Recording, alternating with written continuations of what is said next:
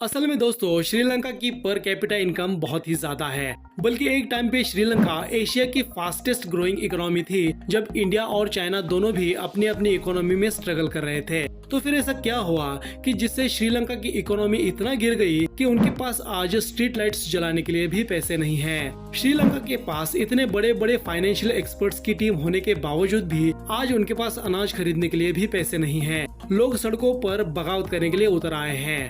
अब इसके लिए सिर्फ कोई एक चीज जिम्मेदार नहीं है। कुछ लोग कह रहे हैं कि चाइना ने श्रीलंका को कर्जे में डुबो दिया है, मगर ऐसा नहीं है दोस्तों, क्योंकि श्रीलंका के पास आज जितना कर्जा है उसका सिर्फ 10% चाइना ने दिया हुआ है। तो ये कोई बड़ी बात नहीं है। श्रीलंका की इस मुसीबत का आगाज तो एक दशक पहले ही हो चुका था, जिसकी पहली और सबसे बड़ी वजह है नेपोटिज्म पॉलिटिक्स। जी हाँ दोस्तों, क्योंकि एक ही घर के सारे नेता जो पूरे देश को चला रहे हैं, अपने अपने हिसाब से नियम और कानून बना रहे हैं। कई लोगों पर करप्शन के चार्जेस हैं, जिसके लिए वो जेल भी जाकर आए हैं। फिर भी लोग बाकी पार्टीज को वोट देने की बजाय राजपक्षा फैमिली को सुपर मेजोरिटी से जिता रहे हैं। ऐसा इसलिए क्योंकि इस फैमिली ने कई सालों से सिर्फ सत्ता में रहने के लिए कई ऐसे फैसले लिए जो सिर्फ लोगों को खुश करने के लिए ही थे, मगर असल में वो श्रीलंका की इकोनॉमी को चौपट कर रहे थे। ऐसे में श्रीलंका ने अपने बीच में ही फंसे हुए सारे कंस्ट्रक्शन और प्रोजेक्ट्स को पूरा करने के लिए चाइना और जापान जैसे देशों से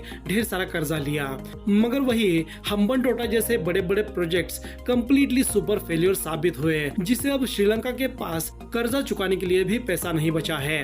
बावजूद इसके सत्ता में रहने के लिए राजपक्षा सरकार ने फ्री बी पॉलिसी अपनाए रखी, जिसमें लोगों को कई सारी चीजें फ्री में देने की योजनाएं हैं। इतना सब कुछ होने के बाद भी साल 2019 में जब श्रीलंका की इकोनॉमी नीचे गिर रही थी, सरकार ने वैट टैक्स को 15% से कम करके सीधे 8% पर लाकर रख दिया, जिससे महिंदा राजपक्षे का वोट बैंक तो बढ़ गया, मगर टैक्स कलेक्शन जिस पर देश की तरक्की होनी होती है वो आधी हो गई। श्रीलंका की इकोनॉमी टूरिज्म पर बेस्ड है, क्योंकि उनके जीडीपी का 12.6% जीडीपी टूरिज्म से आता है।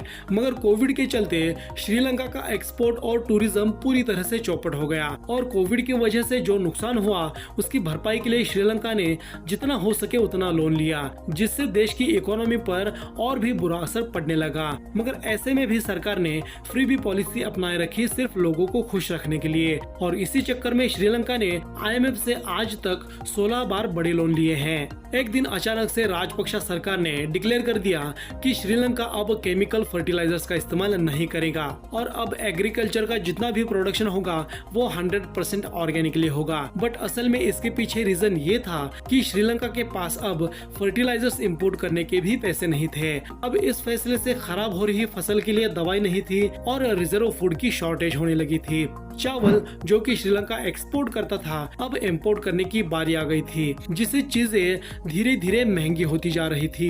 एसेंशियल चीजों को खरीदने के लिए भी अब श्रीलंका पर फॉरेन रिजर्व को इस्तेमाल करने की नौबत आ गई है। IMF के मना करने के बावजूद भी श्रीलंका ने ढेर सारे नोट छाप डाले। 6 अप्रैल को श्रीलंका ने 119 बिलियन रुपीस के नोट छापे।